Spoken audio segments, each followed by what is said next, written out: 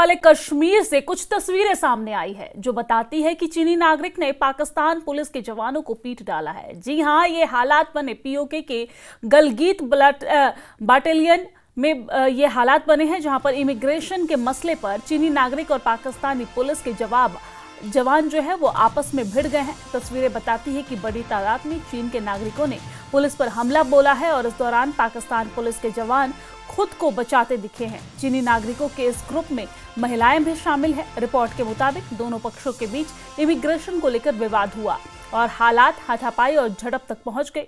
हालांकि दोनों देशों में से किसी भी देश की तरफ से इस पर कोई आधिकारिक बयान सामने नहीं आया है, लेकिन सोशल मीडिया पर ये तस्वीरें वायरल हो रही है, ये वीडियो जमकर वायरल हो रहा है। और आपको जानकारी दे दें कि इससे पहले गलगीत बाल्टिस्तान के इसी इलाके में चाइना पाकिस्तान इकोनॉमी कॉरिडोर यानी कि CPEC के खिलाफ भी स्थानीय लोगों में भारी गुस्सा दिख चुका है। तो ये वो वीडियो है जो इन दिनों सोशल मीडिया पर खूब वायरल हो रहा है।